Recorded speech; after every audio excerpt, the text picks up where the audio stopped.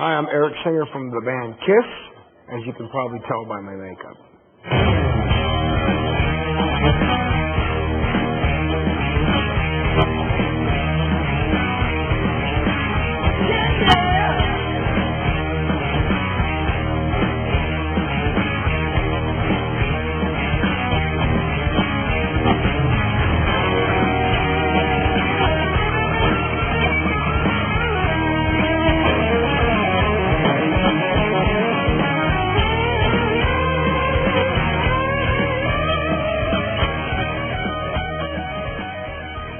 I grew up in Cleveland, Ohio, and I started off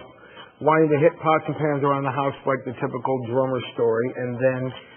I started taking lessons around 11 years old, and then by the time I was 14, my father was a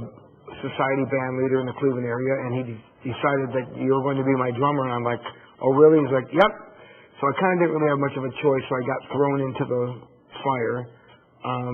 but it turned out to be a good experience because I learned really quickly how to adapt to different situations, playing with different musicians, how to develop my ear to listening to people improvising when they solo, and just being exposed to a lot of different types of music, most of it not the music that I wanted to play, not all of it, everything but rock and roll, basically. But just playing any kind of organized music is a great thing, I think, because it teaches you the basic fundamentals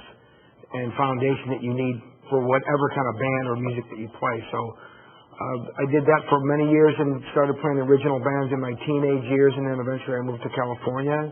and started playing with Lita Ford in 1983, and from there I ended up playing with Black Sabbath and Gary Moore, Badlands, Brian May from Queen solo band, even some Queen gigs, and Alice Cooper for many years, and of course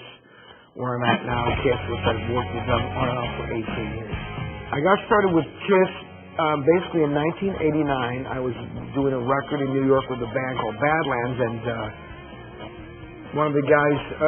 that was managed by the same management company mentioned to me that Paul Stanley from Kiss was doing a solo tour and needed a drummer, and he wondered what I was doing, and he recommended me for the gig. And I went and met with Paul, and we had a chat, and next thing I know, he's telling people that I'm going to be the drummer on his solo tour, and so that was my first introduction to any members of Kiss and into the Kiss family, if you will, because anytime you have any association to anything Kiss, you become kind of part of the Kiss world and Kiss family. From that point, I,